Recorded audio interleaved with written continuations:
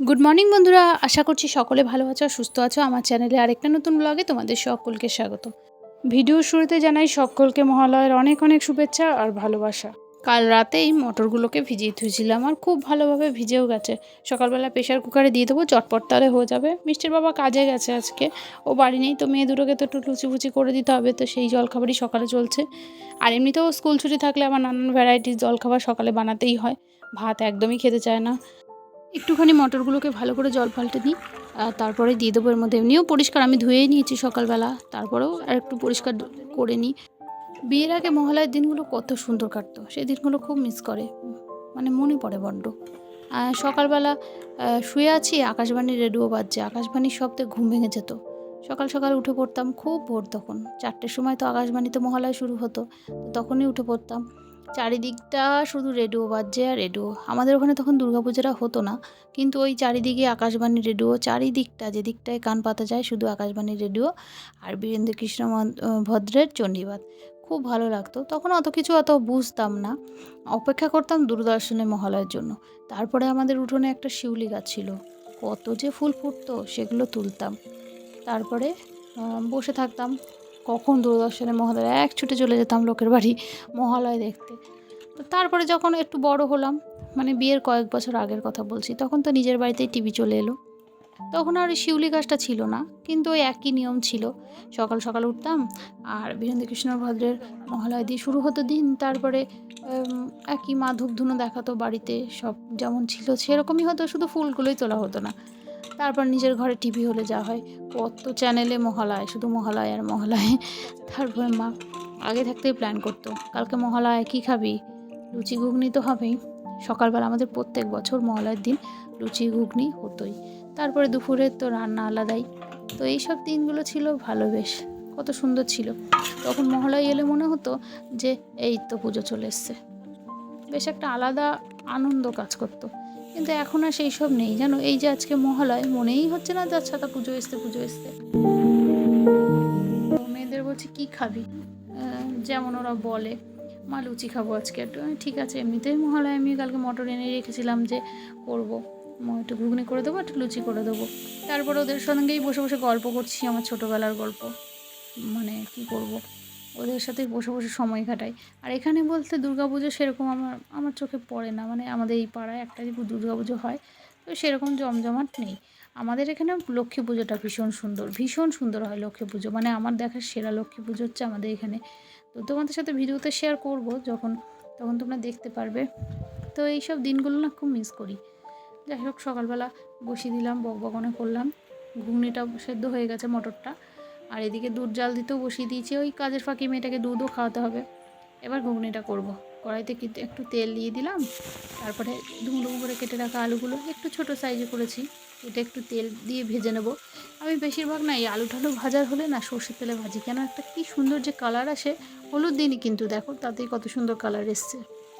এবার একটু হলুদ আর লবণ দিয়ে আলুগুলোকে ভেজে নিলাম বেশ ভালো করে।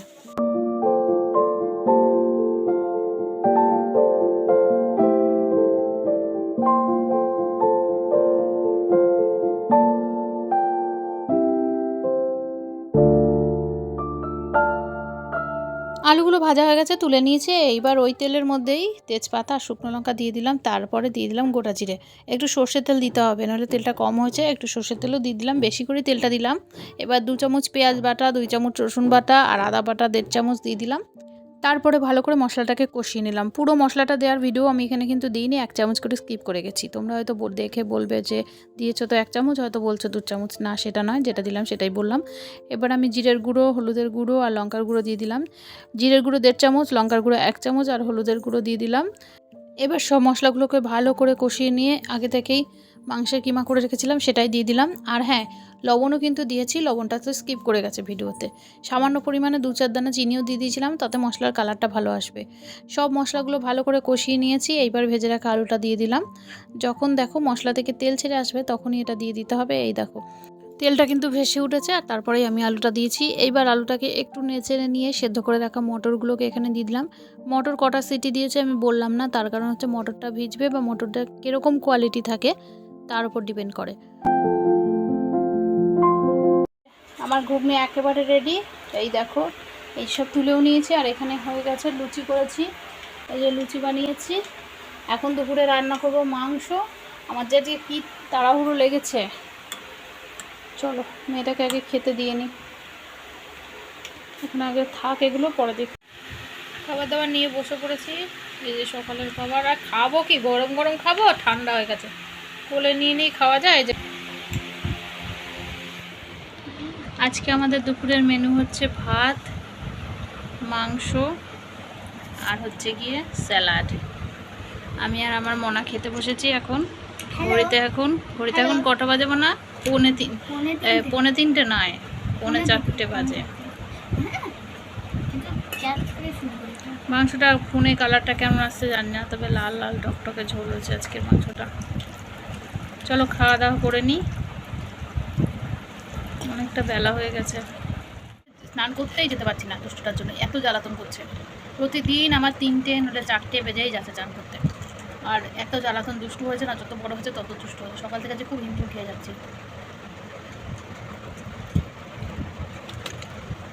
বেশিরভাগ বছর, প্রত্যেক বছরই আজকের দিনটা ভ্যারাইটি করে চলে যায়। এখানে সেরকম পুজোর ওয়েদার মনে হয় না, এখানে আমাদের এখানে লক্ষ্মী পুজোটা খুব ভালো হয়। চলো খেয়ে দিয়ে নিই।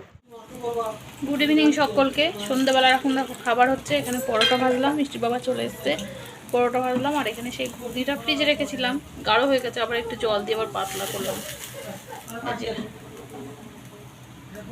দারুণ হয়েছিল খেতে, ঘুগনিটা হেভি টেস্ট হয়েছে। আমার আর শান্তি নেই, সারাদিনই শুধু রান্না করেই বসে থাকি, সারাটাক্ষণ রান্না করে। এই যে আজকে এখন আর লুচি করিনি, পরোটা করে দিলাম, পরোটা খাবে। আর এই ছোট্ট ছোট্টগুলো আমার মেয়েদের জন্য। আজকের ভিডিওটা যদি তোমাদের ভালো লেগে থাকে লাইক করো, কমেন্ট করো, আর চ্যানেলটাকে অবশ্যই সাবস্ক্রাইব করো। আর যারা ফেসবুক থেকে দেখছো ফলো করতে ভুলো না। চলো টাটা, দেখা হচ্ছে নতুন একটা ভিডিও নিয়ে।